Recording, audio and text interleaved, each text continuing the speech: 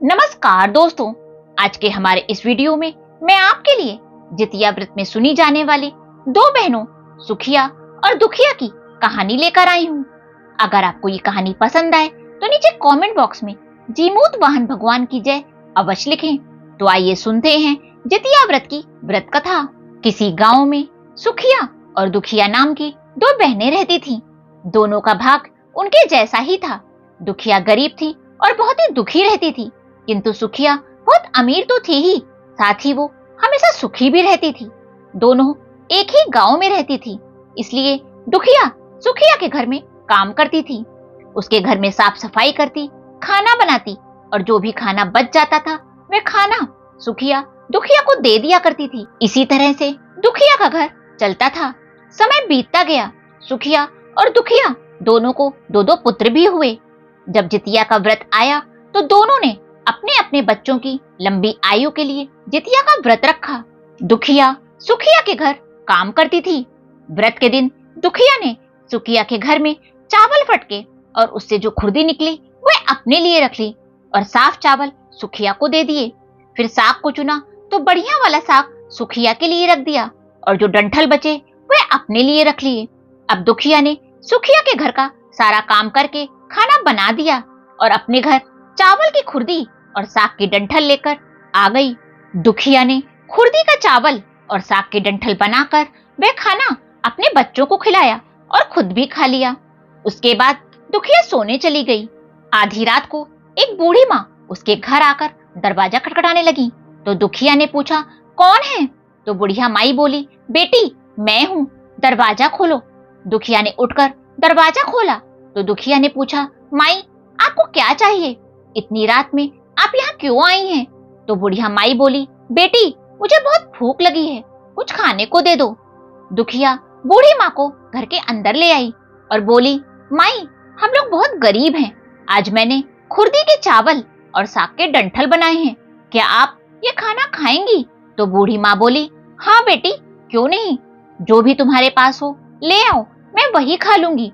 तब दुखिया अंदर जाकर खुर्दी का चावल और डंठल का साग ले आई और बुढ़िया माई को दे दिया।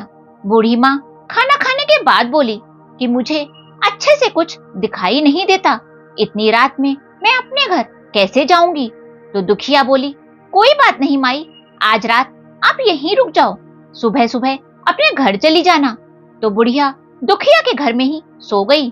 थोड़ी देर बाद उठकर बुढ़िया माई बोली, बेटी मुझे दीर्घ शंका लगी है, कहाँ जाऊं? तो दुखिया बोली, मेरे घर में माँ बाथरूम तो है नहीं, इसलिए आप यहीं कहीं कोने में कर लीजिए।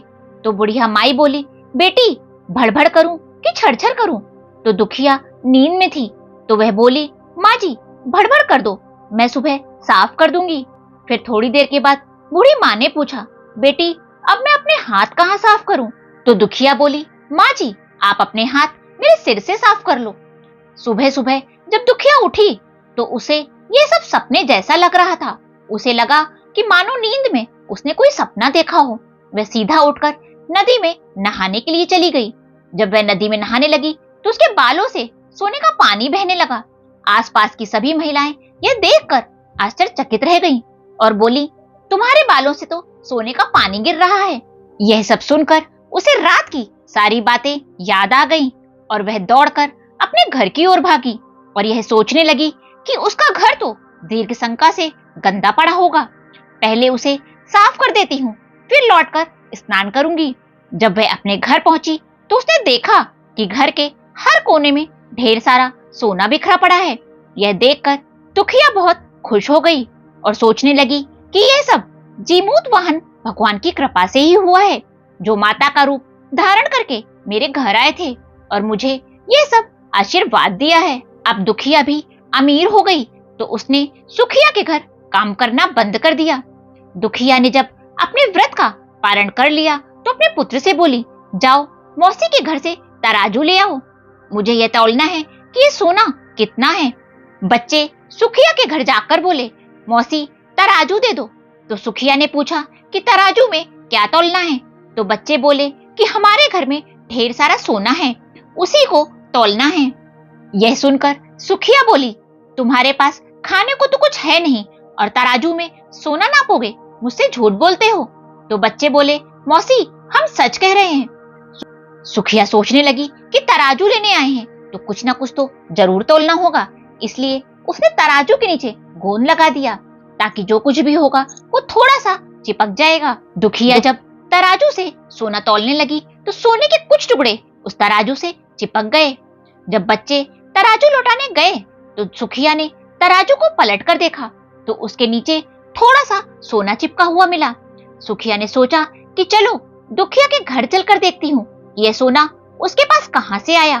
तब सुखिया ने दुखिया के घर जाकर उससे पूछा कि तुम्हारे पास इतना सारा सोना कहाँ से आया जिसे तौलने के लिए तुम्हें तराजू मंगवाना पड़ा। तो दुखिया ने अपनी बहन सुखिया को सारी कहानी बता दी। यह सुनकर सुखिया के मन में भी लालच आ गया तो उसने सोचा कि जब अगली जितिया आएगी तो मैं भी खुरदी का चावल और डंठल का साग बनाऊंगी। धीरे धीरे करके 1 वर्ष का समय बीत गया और जितिया का व्रत भी आ गया। दोनों बहनों ने फिर से अपनी अपनी संतान की लंबी आयु के लिए जितिया का व्रत रखा। सुखिया के पास हर तरह का सुख और चैन था, फिर भी उसने जितिया के दिन चावल फटक कर अच्छे चावल फेंक दिए और खुरदी अपने पास रख ली। साग को तोड़कर उसकी पत्तियां फेंक दी और डंठल अपने पास रख ली। उसने खाने में खुरदी के चावल और डंठल का साग बनाया। खाना खा पीकर पूजा पाठ करने के बाद सुखिया सोने चली गई। आधी रात में उसके घर में एक बूढ़ी माई आई और दरवाजा खटखटाया। सुखिया तो उनका इंतजार ही कर रही थी। वह तुरंत दौड़कर दरवाजा खोलकर उन्हें अंदर ले आई।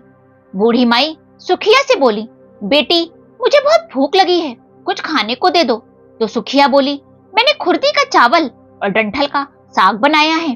तो बूढ़ी माँ ने कहा, कोई बात नहीं बेटी, मैं खा लूंगी। सुखिया जल्दी से दौड़कर उनके लिए खाना ले आई तो बुढ़िया माई ने खाना खा लिया। खाना खाकर वह बोली, बेटी मुझे रात में ठीक से दिखाई नहीं देता, इसलिए मैं अपने घर नहीं जा सकती। इस पर सुखिया बोली, कोई बात नहीं माँ जी, आप यहीं सो जाइए। थोड़ी देर के बाद बूढ़ी माँ उठकर बोली, बेटी मुझे दीर्घ शंका लगी है, मैं कहाँ करूं? तो सुखिया बोली, यहीं कहीं कोने में कर लीजिए। फिर थोड़ी देर के बाद बूढ़ी माँ ने पूछा कि बेटी कैसे करूं, भड़बड़ करूं या छरछर करूं? इस समय सुखिया को याद नहीं था कि दुखिया ने क्या बोला था, तो वह बोली, माँ जी आप छरछर कर लीजिए। फिर बूढ़ी माँ बोली, बेटी अब मैं अपने हाथ कहाँ साफ करूं? तो सुखिया बोली, माँ जी आप अपने हाथ मेरे सर से साफ कर लीजिए। तो बूढ़ी माँ ने अपने हाथ सुखिया के सर से साफ कर लिए। जब सुखिया सुबह उठी तो उसने देखा कि उसका पूरा घर कूड़े से सड़ रहा था और उसके सिर से बहुत बदबू भी आ रही थी। ये सब देखकर सुखिया को बहुत गुस्सा आया और उसने गुस्से में अपनी बहन को अपने घर बुलाया और कहा कि तुमने मुझसे झूठ बोला और मेरा पूरा घर गंदा करवा दिया। तब दुखिया ने पूछा कि तुमने क्या कहा था, भड़भड़ या छरछर? तो सुखिया बोली, मैंने तो छरछर कहा था। इस पर दुखिया बोली, यहीं पर तो तुमने गलती करी और तुम्हारे पास तो सब कुछ था, किसी भी चीज की कोई कमी नहीं थी, फिर भी तुमने उन्हें अच्छा भोजन नहीं कराया। मेरे पास तो कुछ भी नहीं था, इसलिए मैंने खुरदी का चावल और डंठल का साग बनाया था। तुमने अपने लालच के कारण उनका अपमान किया है। सब कुछ होते हुए भी तुमने साग और चावल की खुरदी खिलाई। तुम्हारे लालच के कारण ही तुम्हारे साथ यह सब कुछ हुआ है। यह सुनकर सुखिया को अपने किए पर बहुत पश्चाताप हुआ और उसने जीमूत वाहन भगवान से क्षमा की याचना करी। हे जीमूत वाहन भगवान, जैसी कृपा आपने दुखिया पर करी वैसी सब पर करना। इस कहानी को कहने वाले, सुनने वाले और हुंकारा भरने वाले पर भी करना। बोलो जीमूत वाहन भगवान की जय।